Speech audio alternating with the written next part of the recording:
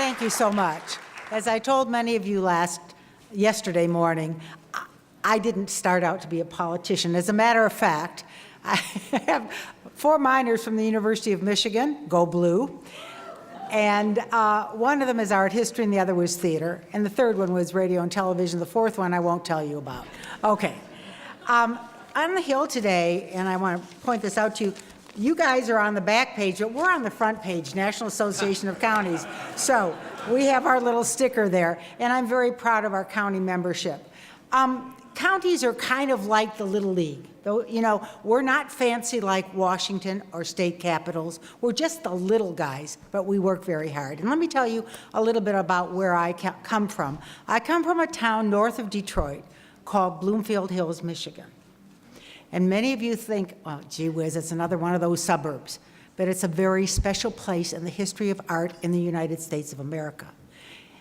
That is the home of a place called Cranbrook. Do any of you know Cranbrook? Yeah. Okay.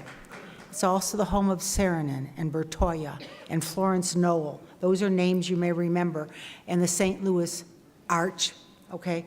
That's one of our guys.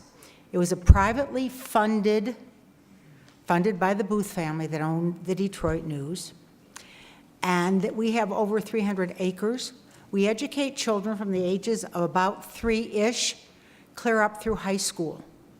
We give high school diplomas as well as elementary school graduations and such. But more importantly, we have an art academy that gives masters and PhDs, and I see somebody shaking her head out there. It is a very magical place. And I took Jay through there a couple years ago, and it's amazing. So if you ever get to Detroit, besides seeing our, Denise shaking his head too, besides seeing our DIA, which is another story, please do try to get to Cranbrook. From the whole complex, including a church and elementary schools and camps, like something you've never ever seen before.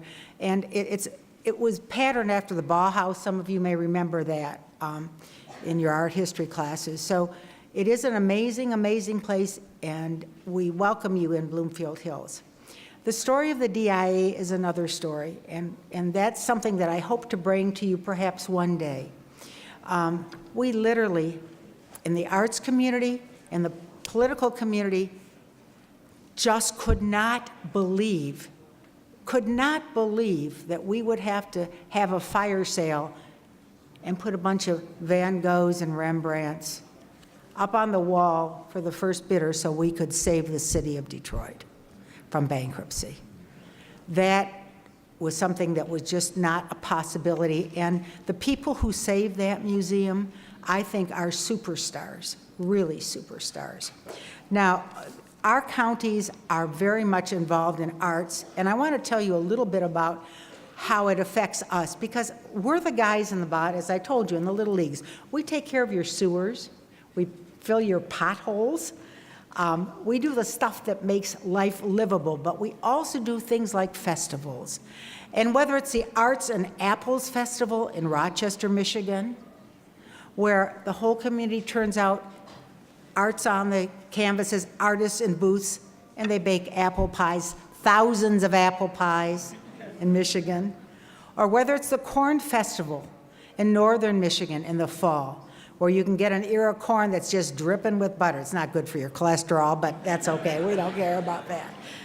These are the phenomenal things that happen locally. Now, a few days ago, when I started my meeting, I asked everybody to do this, and I'm going to ask you to do it just in 1 second. But I'm going to tell you, when you go into and I'm supposed to give you a few tips on how to lobby. There isn't anyone in this whole community, whether they're a senator, state rep, I shouldn't say that, in Congress, who hasn't been touched by the arts. I'm willing to bet that every congressperson here has played an instrument, has been in a play, has given a speech. They have all been touched, and if you can get to them that way on a personal level, you'll just hit the jackpot. Now, I asked everybody the other day to close their eyes. Would you close your eyes, please? I'd like you to take a deep breath. Take a deep breath. Now, 2 days ago or 3 days ago, I told them that we were going to fill their souls, but today I want you to fill the souls of Congress. I know you can do it. Thank you very much.